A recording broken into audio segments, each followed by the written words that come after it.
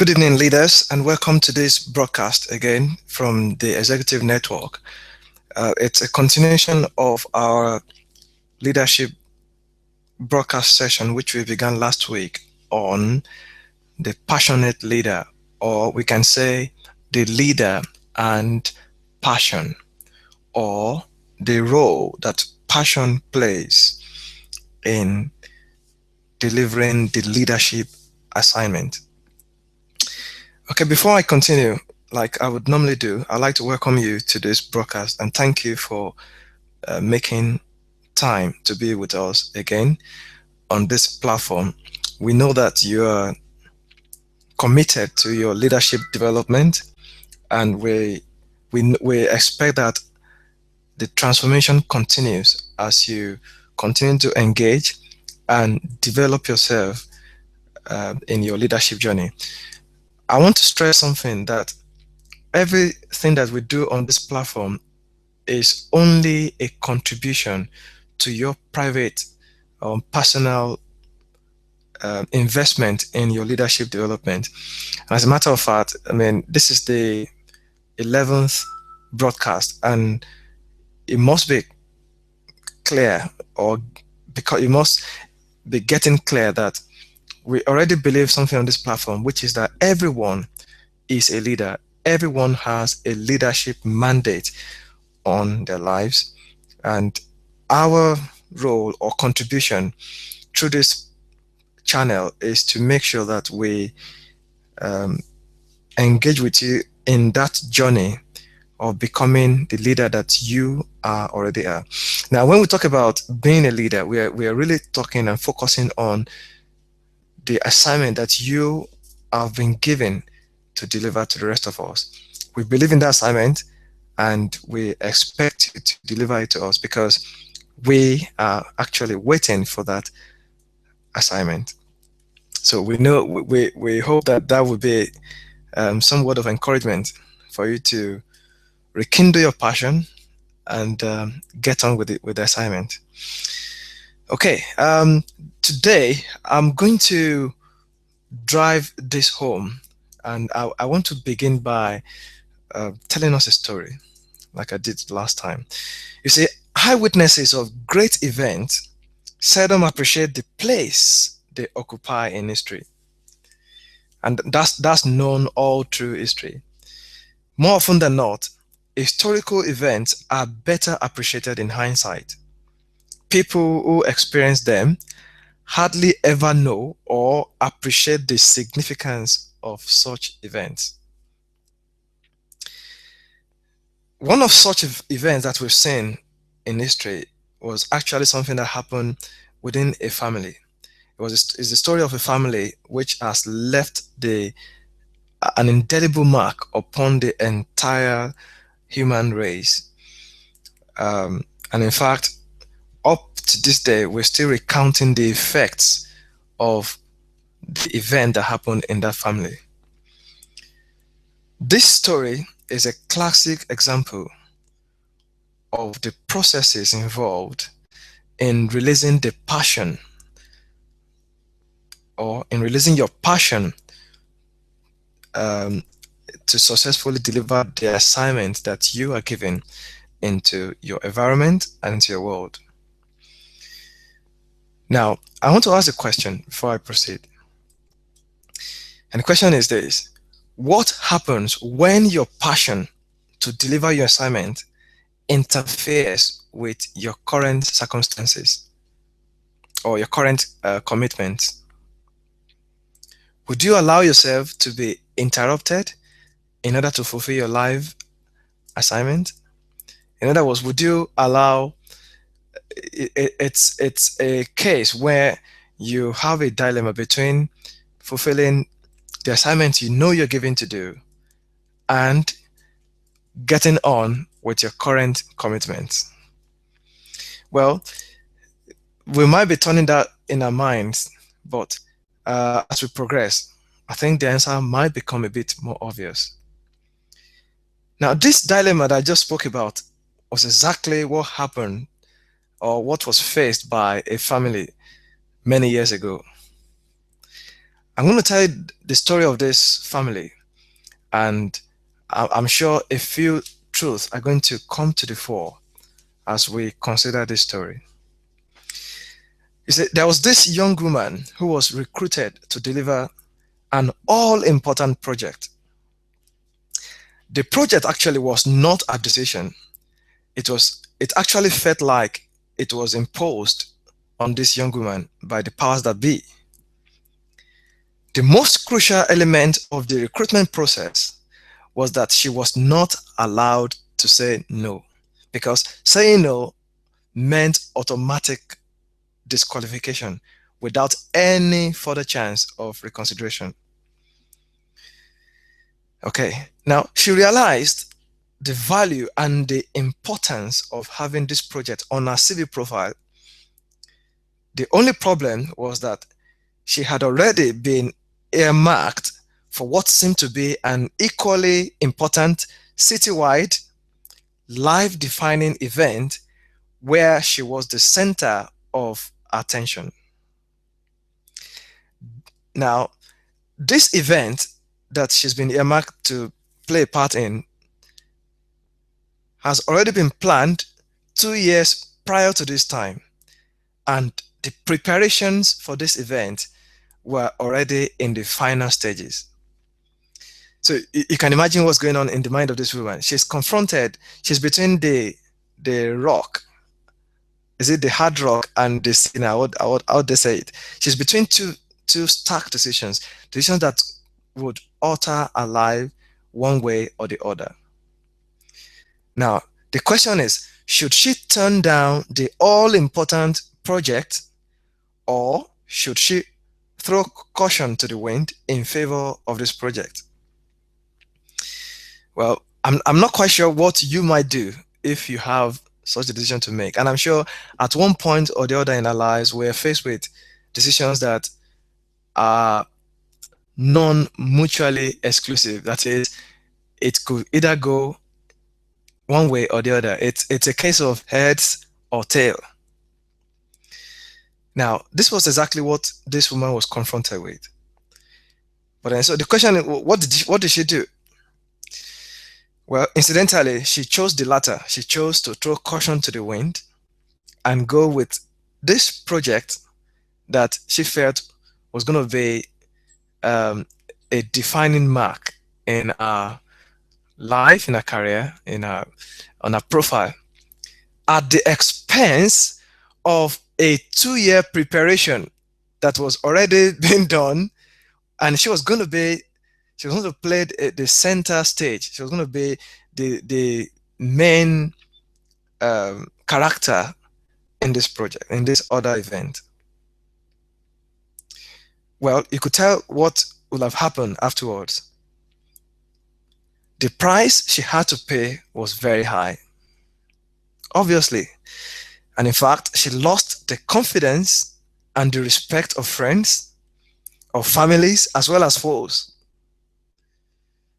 In fact, the situation was so life-threatening that she had to, for a short while, relocate from where she lived, because she was constantly face to face with people who were pointing their accusing finger at her to say, well, you caused it.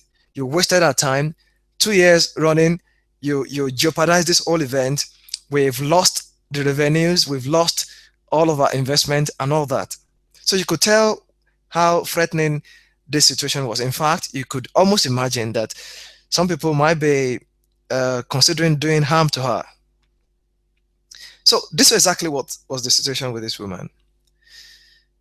Now, after a while, it actually happened that the project that this lady opted for was exactly what the community needed. It was something that overshadowed whatever impact that the event they had planned for 2 years could have had, and everyone came around to congratulate our bravery, our confidence, our courage. And as a matter of fact, they went on to enshrine a name in the halls of fame in the city council. And up to this day, she's still been mentioned for her courage, for her um, fortitude, for her forthrightness, and for deciding to do what is right in place of what might seem popular. By the way, I should say that this is a true story, and it happened uh, many years ago. Apparently, it actually happened to a young Jewish girl who had to deliver a divine assignment that was to alter, or that has in fact altered the course of human experience to this day. And that's why I wanted to tell that story so that we can to reinforce what we'll be considering in the subsequent sessions. And it has to do with our passion and the assignment. We spent a lot of time last week to talk about passion, the leader's passion, and that passion, when it becomes shaped such that it has direction as well as energy, then it's what we call compassion. But you agree with me that passion does not just exist for its own sake. Passion, in actual fact, is a vital ingredient, is the energy that is required for an assignment that is trapped within. That the execution of that assignment is actually what we call leadership. It's the same way. If you look at a tree, when the apple tree decides to lock in into the production of the apple fruits that are trapped within that apple tree, then the apple tree is embarked on an assignment to deliver its leadership gift. So it's from that background that I wanted to uh, reinforce this fact that passion actually is the fruit of the soul. It's the will. And when you talk about the soul, we're talking about the will, we're talking about the intellect and the emotion. And as in fact, passion actually engages the will, the intellect, and it's the deepest emotion that it's something that stirs up the deepest emotion within us. It provides energy to the will and engages the intellect. Now, I wanted to say this, and I'm not going to get tired at saying this, that you are already pregnant with an assignment which you need passion to deliver. You're pregnant with an assignment, which means you are an assignment come down to earth. You are an assignment that has been divinely, I will use that word, divinely placed on earth to be executed. And I must reinforce the place of the divine in our leadership assignment, because without the divine element, I'm talking about without the place of God, whatever we call passion or assignment might just be anything other than what you would call a divine assignment, because a divine assignment must have divine origins and will require divine energies, divine input to be executed. Now, your assignment requires a pollination experience of your passion to become fruit. It's in the same light that when we go to our gardens and we see that certain insects or certain birds come in there to sort of, they tend to over the petals of a flower. Now, the thing is that the tree does not actually look for the bees or for the birds or for the insect. They are attracted to the fruit tree. They are, I'll call them, divine agents that are required to inject to make sure that they cross over from just being a lovely petal to transitioning into being a fruit happens. In actual fact, what you are saying is that there are the agents or the triggers, the things that are required to trigger our passion are very much around us. They are already around us. We go by them day to day. But a time does come when it triggers. You remember the story I told last week about this woman, Mother Teresa? She was a junior high school teacher in some part of India. And every day she would go out to the school and she would have to pass through a number of, you know, handicapped individuals who are suffering from leprosy and hunger and other things. Obviously, very poor people. Now, every day she was going to the school, going over these people, and I would suggest that the agents of pollination were working on her until such a day when she said, I can't take it anymore. Now, that obviously was the day of conception, was the day when the passion inside her was triggered. And it transitioned from being just passion to compassion when she said, I must do something about this. At the executive network, the mandate is really helping individuals to transition from just being followers into becoming leaders. It's helping individuals to discover their true significance. What is the truth about you? What is the real value that you have inside that brings out your real significance to the rest of us? And once you deliver that, once you discover that, our next assignment is to help in our limited way to bring in the resources, the tools, the equipment to help refine that significant gift and deliver it to the rest of us. That's really our assignment in a nutshell. And as a matter of fact, what that means is that we want to bring out future leaders, people who will change their communities, who will change their families, who will change their countries, who will make their environments better than they met it. It reminds me of a story of what happened to me when I was a bit younger than this. And I just won a prize in the state, an essay prize. And I was now meeting up with my uncle. So in the course of our discussion, he made a statement, which I still remember to this day. He said, some people came into the world to make the world better than they met it. Now, it is such people that we are hoping to inspire on this platform. And I believe that you are certainly one of them. So I was saying that the tree does not actually look for the bees. The bees find the fruit tree. The agents of pollination are always present, working on the flower petals until conception happens. Now, I felt like I should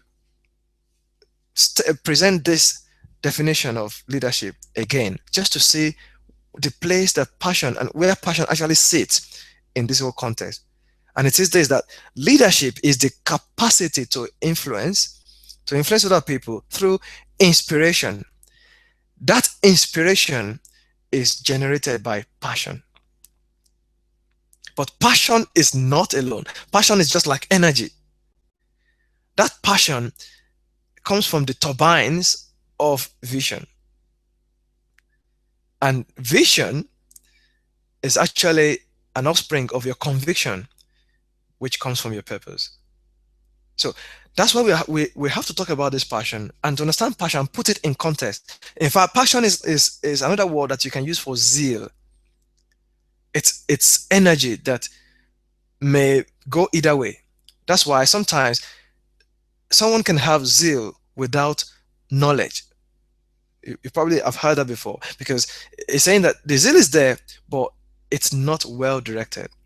So we're saying that passion is actually directed towards the assignment. It's in the context of your assignment. Okay, now your birth is a fulfillment of something that God wants to accomplish in your own lifetime. There's this word that we I suppose we know already, that to everything there's a time, obviously. No, to everything there is a season, but to every purpose there is a time under the sun. So which means your lifetime is actually a time which is assigned to a purpose. So that's why that statement is put there, that your birth is actually an indication that something must be done in this time frame. Now, your assignment is the manifestation of a concluded invisible idea on the visible earth, which means the idea pre-exists your appearance here, but it was already concluded. It's exactly what happens in a workshop where the engineer has already gone to his drawing board and completed the building, or the plan of the new um, object to be built. Or talk about an architect who's already gone to his drawing board and has finished the plan. Now, the plan resided in the head of the architect initially, but it's transferred to a paper, and but he must take it from paper and birth it on the visible earth. So that's what we're saying, that the assignment that each of us have to deliver is a manifestation of an idea which is, well, it was invisible, but it's a concluded matter. So the fact that we are found ourselves on earth is proof that there's something that we must work out. So all of life is therefore given to work out the idea, to transfer it from being intangible to being tangible. Now, all of us, are born to deliver something to mankind directly from God. And we cannot say, on the executive network, God is the most popular person. So we lavishly talk about God here because that is the truth, regardless of how many people choose to um, think otherwise. That is our passion, is absolutely the source of everything. So you and I were born to deliver something to mankind from God.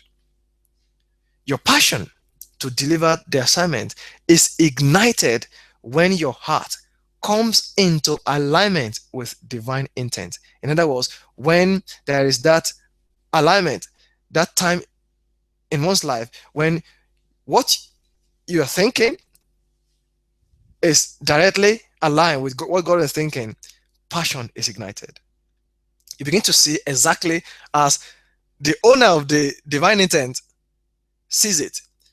Then there's an ignition. It's called being enlightened. You are enlightened. You utterly know yourself. Now you know exactly why you're here, and you don't want to do anything else. Now, that time does come when you just get tired of everything you're doing for self-sustenance, and now you want to go into what you have been given for significance, and you want to deliver just that without compromise. That's what we're talking about.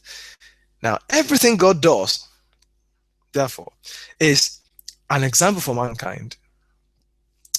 I'm saying that in this context, that everything, if for people who've heard maybe a story when they were growing up in Bible classes or whatever it is, everything that we've heard about, think about any story for that matter, everything that we've heard in that context is an example for mankind. In fact, it should be a divine strategy for mankind.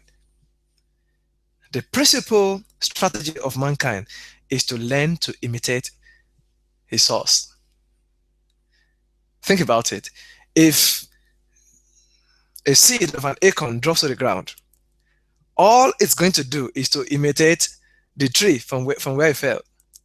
If the seed of an orange drops to the ground, all of his preoccupation will be to imitate the orange from where it came from.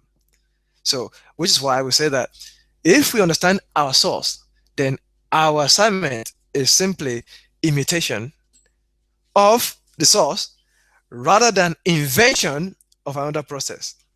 So everything God does has the principle of life in it. Principle of life, principle for living, principle for approaching everything is embedded in every of God's action. God does everything as an example of his own principle, his own original truths and laws. It is therefore priority for man to imitate God, to have God's kind of source. So, I mean, if I will follow someone, I will simply choose to follow someone who does not fail, who whose counsels are perfect. So everything he does is priority for us, and it gives us the strategy to have his own kind of success. God's action are man's priority strategy, therefore. And that's the bottom line of this.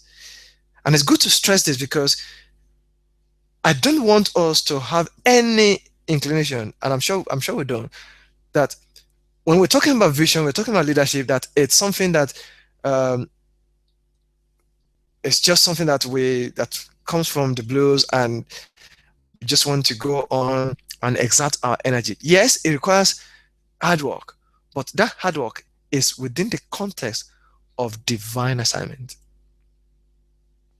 We are, I'll put it this way, we are divine beings having an earthly experience. That's a big assertion, but I want to leave it at that. God, in terms of his strategy, is so sure. You see, that's the thing. God is so sure of his success that he wrote the final outcome from the beginning. Now, if you think that is far-fetched, I will tell you that that's exactly what most humans do. The architect writes his final outcome right from the beginning. If you ask an architect, what do you have on paper? He will tell you, I have a house. And he can describe every detail of the house. He can tell you this house has 5 bedrooms. This house has 2 living rooms. It has 6 toilets. It has 3 baths. The kitchen is exactly this size or that size. It can tell you everything to detail, even though you have not seen any brick on the ground. So, in effect, the architect is simply someone who imitates God's strategy. And one of the things I was trying to get across all this time is that that way of life, or that way of living, is inbuilt by divine intent. You don't teach a lion to roar. A lion simply roars because it's wired to roar. You don't teach a fish to swim because swimming is imputed into the fish. And the thing is this, that whatsoever God calls for, he assigns. Whatever he demands, he injects. So these are fundamental principles that when we're looking at this, that I can say this very simply, that you and I have the capacity for divine strategies. It's inbuilt. That's why we must come to the full knowledge of that. Right. Now, I want to talk about what I call divine conception. And I reflect back to the story I told at the beginning of this broadcast. The story about that young woman who actually had within her call it a divine assignment. An assignment that was meant to alter all of creation. And what we want to do is to learn from her story, to see how to conceive, to deliver, to protect, and to make divine dream a reality in our environment. How to inject, how to direct all of the passion that we have into fulfilling the assignment, the divine dream that is in us. Let me say something about this divine dream. A divine dream that we're talking about is not a decision by any of us. It's something that precedes every one of us. Think about it. When you have the seed of a fruit in your hand, say orange, the seed does not decide to become an orange. It's already wired to be an orange. It's so simple, but it's a fundamental truth. If you put spirit, like motor spirit, maybe petrol, in a cup, the petrol does not decide to evaporate when you expose it. It's designed, it is its nature to evaporate. So, and that's why I'm saying that the assignment that brought each of us to the earth is not our decision. It's not something that we decided to become. It's not something that we went to school and decided I'm going to become an engineer. I'm going to become a doctor. No, no. It's an assignment that is inbuilt. And when it's inbuilt, that connotes that it must have been imputed by someone else. And that's why we talk about divine conception. It's a divine assignment that is trapped within. And I can tell you this, all that God is working on is to get his assignment out of us. The assignment that is trapped inside. And you know one of the reasons why sometimes we feel frustrated when we are on a job or something that we're not really enjoying. It's actually the assignment that's frustrating us. It's the assignment that is saying, you must come out, you must deliver me. It's like a woman who is pregnant. The woman does not desire to give birth. The time does come when the pangs of birth comes upon the woman, and the woman can do nothing but get rid of the baby right from her womb. And I can tell you something, when that time comes, she is no longer in control. I mean, as many of us that who are married, we must have seen that experience.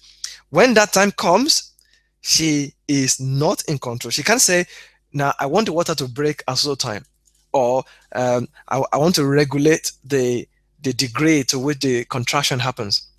She is not in control. And this is what happens by the divine, what I call divine conception. The time comes when the assignment that is in you, which has been timed for a particular period in life, when it is mandatory that assignment must be delivered, what begins to happen is that you begin to feel frustrated in whatever you're doing, other than that assignment. You begin to complain, you begin to say, oh, what's all this? You begin to see fault in everything. It is your assignment that's calling you. It's calling you for delivery. It's telling you, get into the maternity ward and deliver me. And that's what we're talking about. Now, that process, all of that thing that pushes that baby out is what I call passion. Passion is the ingredient that helps you to birth the baby that you already have inside. Passion is not the baby. The baby is the assignment. Okay, so now there are a few items that I have down here in terms of how to conceive, deliver, protect, and make divine dream a reality in our environment. It is that, one, you must conceive God's idea. Conceive God's idea is not so much of creating it. It's more like finding it. It's more like coming to terms with it. Let me ask a question. And sometimes people wonder, how do I find my assignment? I want to discover my assignment.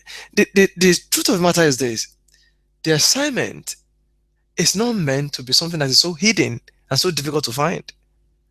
Think about it. All of creation, the lion does not struggle to find the lion in it. It's just in there. How is it that it seems to be only humans that tend to struggle about finding exactly what they want to do? The lion does not struggle to trumpet. The elephant. It just trumpets. The fish just swims. And it is this one part, one thing, that the assignment is so natural and it's within, and it is so natural, and that's why if it looks like it's so hard to discover, because it's so natural to you. It's so natural to you. It's so intrinsic. It's so like you. And that's why sometimes, because we think that it ought to be something that is grandiose, something that is out of this world. That's why sometimes we look in perhaps the wrong places to really find out the truth about ourselves. The truth about ourselves confronts us every day. And I would probably like to recommend a book at this stage. The book is called The Power and Purpose of Vision, written by Dr. Miles Monroe. I will encourage you to read it. I mean, to buy it and invest in yourself. Read it, because the secrets to that unlock our lives are hidden in books. Okay, so you must conceive God's idea. You must believe that that idea is real, regardless of what anyone else thinks, because it is not the role of a lion to tell tiger what it should be. Well, that's I'm using an example. It is not the role of a lion to tell tiger how to roar. The tiger has its own way of roaring. You may say that they belong to the same cat family, but they are so unique, and in fact, they are so unique to the extent that they don't even live in the same environment. Now, you must protect that idea. You must deliver that idea to your generation. Now, let's look at some vital lessons in terms of conceiving,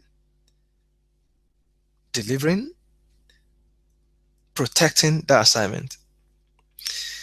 Lesson number one: your assignment may interfere with your previous engagements and relationships. You remember the story I told earlier on about that lady who was to be recruited for an all-important project, but she had another event that had been planned for the last 2 years. And she had to make a decision between going on with the event or taking on the project of her life. And that's why I said that your assignment may interfere with your previous engagements and relationships. I will talk about the story of this young Jewish woman so that it comes to light. It was the woman who actually gave birth to the most important human on earth, or in history of mankind. Some people call her name Mary. Okay? Now, when she was to deliver the assignment that she had, the assignment that she was to deliver actually interrupted the plan that she already made. She was already looking at her wedding day, and then on came this assignment which she had no interest in. She did not ask for it, but this assignment came and it interfered with her previous engagements and relationships. Now, if she had said, no, I don't want to do this assignment, there would have been a very serious consequence, which is that your resistance of that assignment may put the world in jeopardy. You know, let's say, look at Bill Gates. Let's say Bill Gates' mom decided to abort him for some reason. We would have been missing the world's richest man in the shape of Bill Gates. So your resistance may put the world in jeopardy. Now, the other thing to note is that whether or not you feel like it, you are favored, you are chosen, you are appointed for your assignment, even if you don't feel like it. It has nothing to do with your feeling. is the fact that it is a divine obligation on you. Your appointment for your assignment is not dependent on your environment and circumstances. As a matter of fact, your environment may look nothing like it. You may be, I mean, there are a lot of people who are born in the poorest circumstances, but yet they were carrying global assignments on their lives. So, which means you cannot say, no, no, no, I came from a poor family, so I can't do this. No, you are already born for it. As a matter of fact, your assignment may be to give your city a whole new name that will be placed in history for all time. But the trouble is, most of the time we're saying, well, I'm only me, and I don't think I have the capacity for this. We underrate ourselves. We actually practice self-cancellation. Your assignment may totally contradict your background. You may think, no, people like me don't change the world. People like me don't do great things such as this. And you tend to think that it ought to be anyone but me. And I'm happy to tell you that your assignment may totally contradict your background.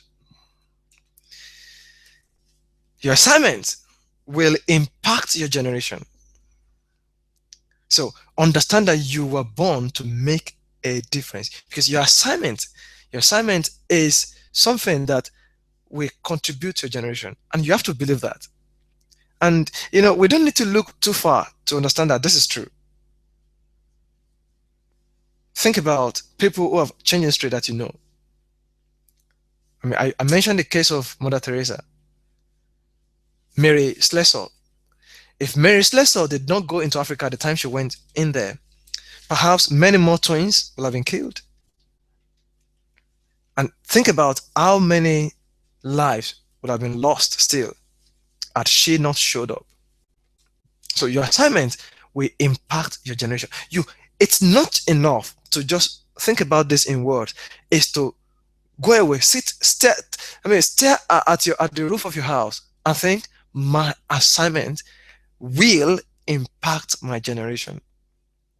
Look at your children, if you have children, and say, your assignment will impact your generation. Now, imagine if you have a child whose assignment will impact a generation or his generation, how would you treat that child? Would you create an environment that will cultivate that assignment? And this is something that we are faced with. It's about translating all of this into everyday practice. Your assignment will make you feel inadequate, inexperienced, unqualified, and oftentimes afraid. Why? Because you have not done it before. You feel like, I've not done this before. Your assignment makes you feel like a virgin. I've not done this before. I don't know how to do this. As a matter of fact, I'm scared to do this. People like me don't do this. It's like someone wanting to start a company, and in the history of the family, there's never been an entrepreneur there. Well, how do you think that person will feel? The experience, the background mitigates against that step of saying, I've got to do this. And especially so if that business has the capacity of employing many people. You think, I don't think I can do this. It's too much work. It's too much trouble. I'd rather just take a job and have an easy life. But, well, the joyful thing is that if that assignment is trapped within you, it will begin to develop birth pangs until you deliver it. And it is true that God's assignment is bigger than your womb. If it's something that we can do just by ourselves, just by waking up and do it, then maybe it's not exactly God's assignment. Your assignment will always require God's involvement. As a matter of fact, God will not give you an assignment that does not require Him. So, naturally, divine assignment creates divine dependency. Divine assignment creates divine dependency. You will need the right people in your life. So this is another thing. In that story of that young Jewish woman, you know, what happened when she said, look, I don't have experience about this. I'm not quite sure how to do this. She was given two major helps. First, he said, look, this assignment will require God, one. Then two, he said, you will need the right person around you. And I would like to emphasize a bit around that, the right team or the right people or the right person. You will never fulfill your assignment alone. It's impossible. It will not be allowed. Any true assignment requires the coming together of right team, the right people, because one cannot multiply unless that thing is an acellular organism, an amoeba. One cannot multiply. So your assignment will need the right people in your life. And this is it. Once you come to terms with your assignment and you begin to think, okay, I've put down my plan, the next thing you should be thinking about is who are the right people to do this assignment with? Who are the right people to do this assignment with? Because, it's easy to be arrogant in one's mind to say, no, I don't need people. I can do this by myself. Well, that is fine, but you can only go so far. Divine assignment requires divine dependency and human input. You need the divine and you need the human. That's why, there are various categories of humans that may be required. But one of this is so important. That young woman, incidentally, she had a cousin who also seemed to have an embarrassing pregnancy. Let me ask you a question. How would you feel if you have a granny that is 80 years old or 75 years old and she's pregnant? Well, obviously, everyone in the city will talk about her. We say, wow, it's going to make headline news. So this elderly woman, the older cousin of this young woman, was someone who also had experienced a difficult life, a difficult process in delivering our assignment. And so it was only natural for the suggestion to come that, hey, young woman, go to your cousin. Your cousin will mentor you. So I want to say this. Your assignment requires mentoring. A mentor is someone older than you in the assignment on work. I'm not talking about being older in age. I'm talking about someone who is older than you in the assignment that you are asked to do or your work. Is it any surprise then that when you see a banana plantation, without any invitation, you begin to see little shrubs of banana coming out of the bigger banana plant. They attach themselves to it, to the older one, for protection. So a mentor is someone older than you in the assignment. A mentor is someone who is advanced in the fulfillment of their dream.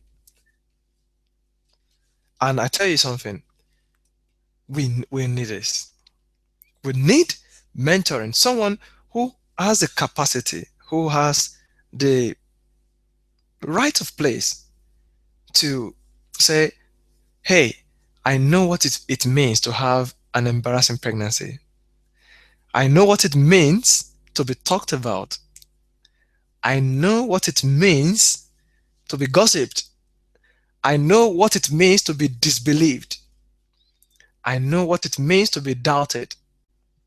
I know what it means to be told to my face, you can't do this. Who do you think you are? So a mentor is definitely not a rookie. A mentor has answered the question of conviction. A mentor already believes that the assignment is possible. She already believes that the assignment is without doubt a possibility. She's done something, she's been through something, she knows more than you, she has achieved something, she has results, she has proofs to back up our journey, our life journey. So now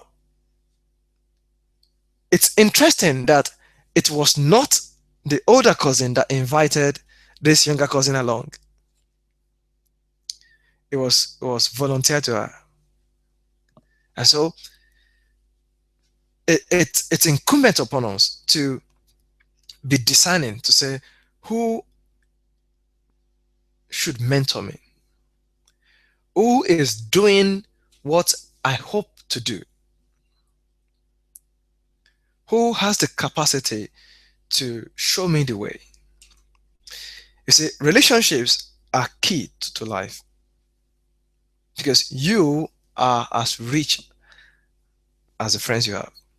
There's a story of this man who he was very rich. He was working in downtown New York or some highbrow city, and obviously he has so much money, but he did not have time to build relationships because one, the job required so much meeting so much targets.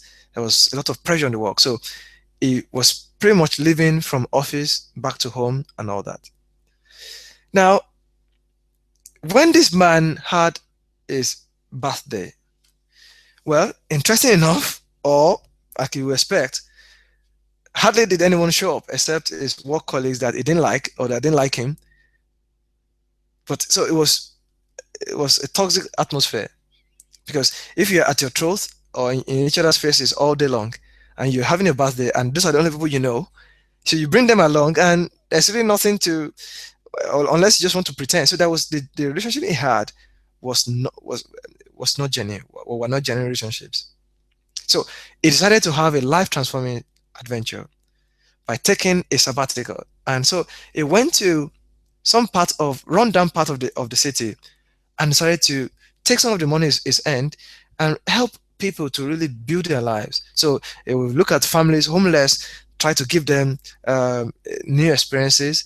He will look at people who, they're just dejected in life and would try to, build them and all that. So now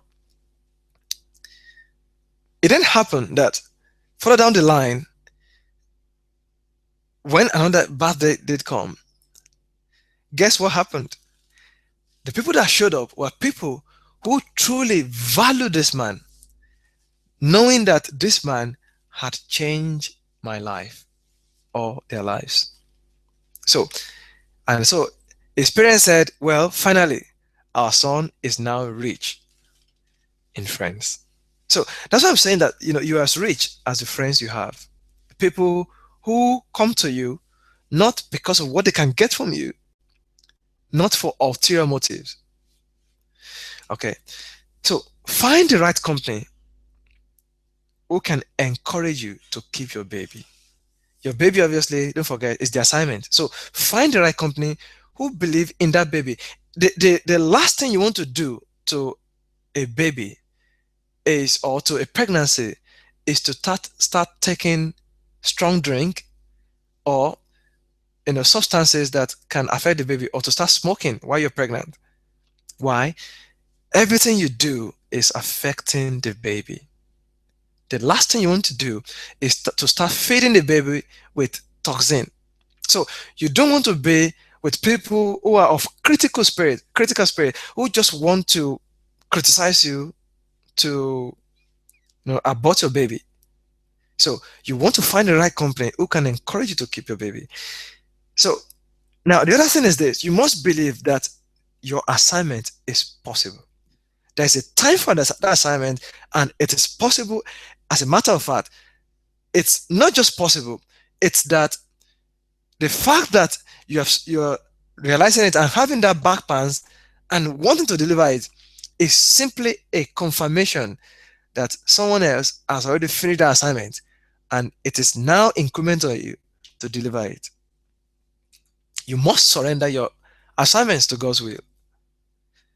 Sometimes we want to hurry to do what we believe, but there is a season for your anger.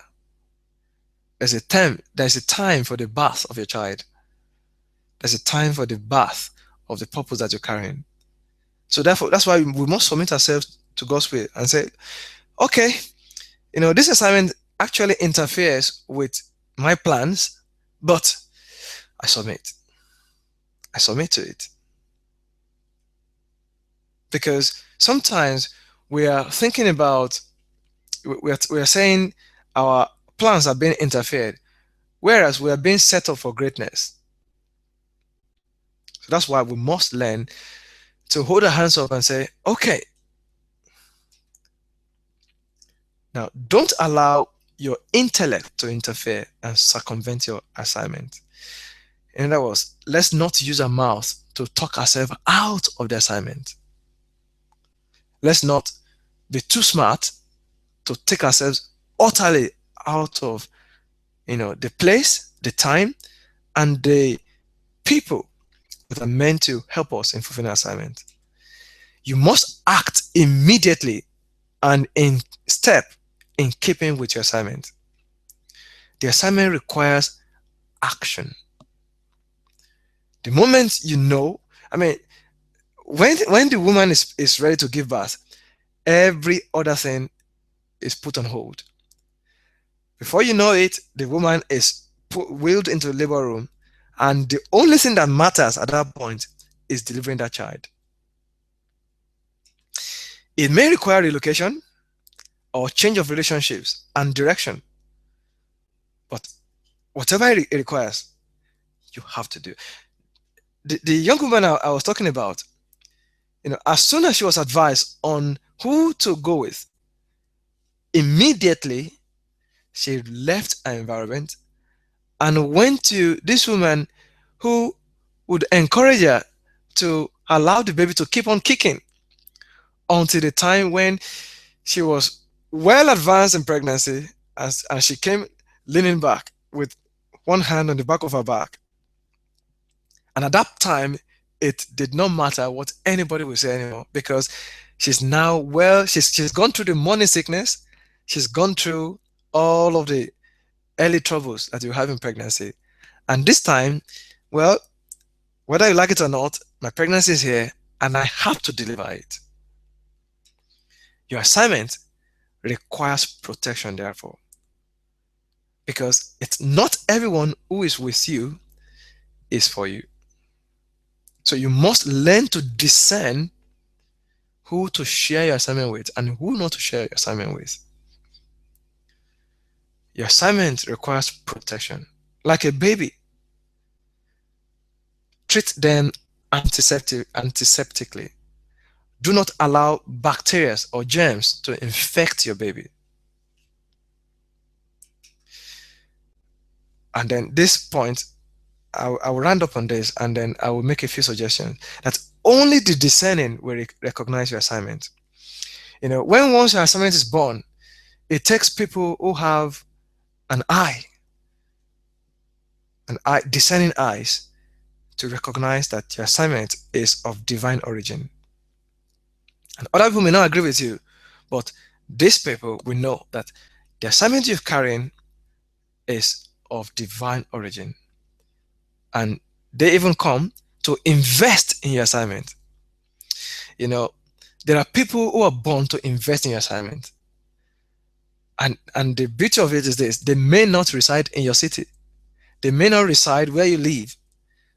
And that's why you must, you must talk about your assignment. Obviously to the right people. But unless the star of your assignment shows, the wise men may not see it. And the wise men always keep their eyes out for stars. So your assignment is a star that must be delivered to the earth. And this, the discerning, we recognize it when they say it.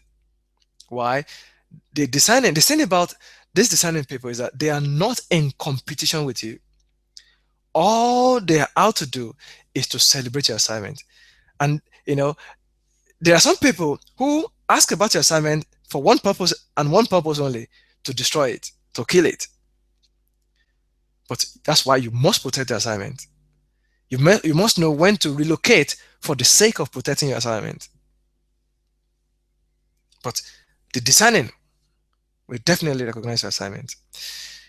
I wanted to talk about something that I mentioned earlier on mentoring, or call it intentional development. And this is my suggestion. I would like to suggest that every one of us, that we um, take this into a new dimension, which is this. I want to encourage everyone to keep a journal where you're writing down all of your dreams and aspirations. Write everything down. Pick a journal, write everything down. All of your aspirations, all of your desires, write them down. Everything that you had in mind when you were 5 years old, write them on paper. Of course, time shapes all of those ideas, but write them on paper.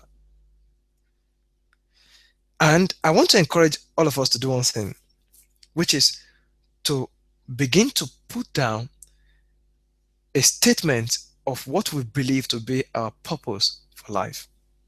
So imagine that you have a sheet of paper. Write on top of it, my purpose for life. You see, what I'm saying is something that I've had to go through myself during my own mentoring experience. I'm still being mentored, but at the time, my mentor had to tell me to write down my purpose statement. So to write down the assignment of my life. Not just that, go on beyond that and write why you are convinced that you are meant to fulfill that purpose, to deliver that purpose. Write it, my convictions. Then don't stop there. Write again on another page the vision, what you see about fulfilling that purpose, how that purpose can be fulfilled. Write it to yourself, at least for a start. The problem you see yourself solving, what you see yourself doing for humanity. Don't forget, a true vision is something that benefits not just you, it benefits humanity.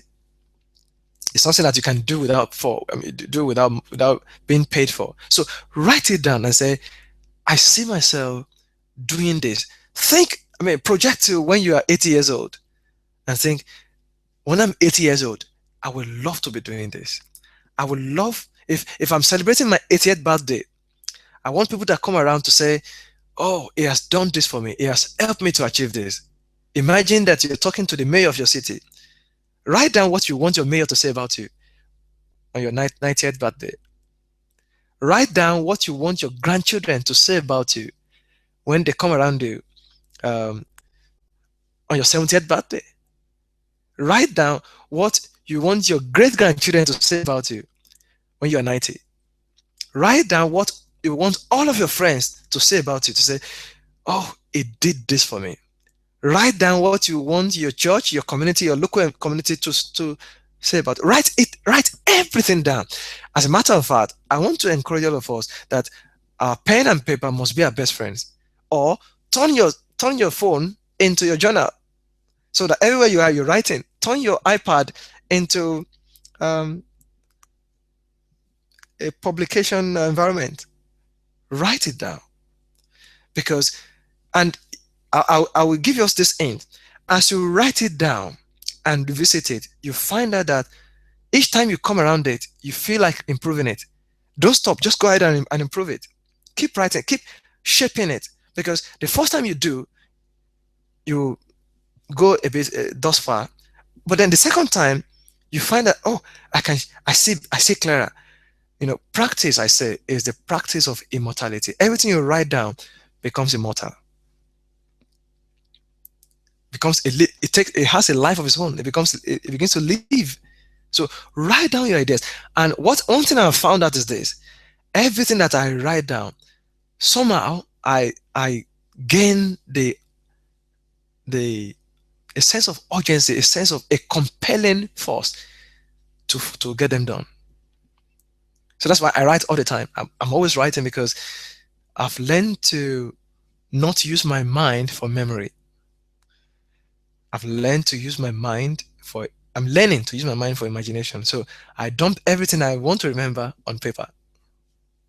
So I want to encourage you to do that.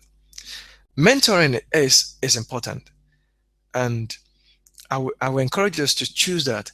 As a matter of fact, for people who are interested on this platform, we're going to draw out a structured approach of development, of leadership development, in a way that's beyond just talk. And I would imagine that at some point, um, everyone who is on this board will also come around and deliver a speech to all of us. Tell us exactly your passion. Tell us how you see yourself changing your world. Tell us if there's a subject that is really, really important to your heart. Put together a slide and present it to us, because leaders must learn to communicate their ideas. Leaders must learn to speak. And this platform is built for just that. That in case you're given no chance anywhere else, you can find you can get your voice heard on this platform.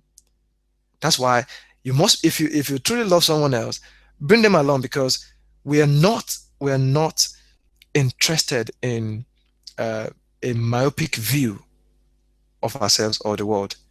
We are actually out to help people to find their true significance and to find the tools to educate their potentials. That's what we're about. And I want to deeply appreciate you for, constantly returning to be with us on this platform. That signifies to me that you believe that you are a leader and you are interested in becoming it. It's a process, but the good thing is this: you are not alone. We are together on this journey, and we will do all that we can to help ourselves. And that, I believe, will also trigger you to help somebody else. It's not really what you become, it's what you help other people to become that matters. And if you help people get what they want, you will always have what you need. Thank you very much. I really value you, I appreciate you, and you mean so much to me. Hopefully, one of these days we'll see ourselves face to face and have face-to-face seminars where we can, bring this to light a bit more, and then we can continue in our transformation process of becoming the leader. Think about a butterfly. A butterfly, it's first an egg, then it goes into its cocoon, and then eventually you see, some of the most beautiful wings you've ever seen in the butterfly that flies. So, and that's exactly what we're going through. We are being changed, we are being transformed, and the transformation is something that happens first in our minds. If you believe that you're a leader, I mean, one step of my work will have been done when you are utterly convinced that I have a leadership mandate, and you are beginning to see how you can deliver that mandate. Then I think I can say, well, we can begin to sort of tick certain boxes to say this is getting done. And yeah, I want to really appreciate you, and I look forward to our time together when we meet next time. So the next session, I'm going to be talking around the place of mentoring, so that we can really understand what to look for in mentoring, how we can also mentor, what we should do to people that we're mentoring, what we should expect from people who mentor us, and how we can make the most of that engagement. So let's stay tuned for that and invite people along.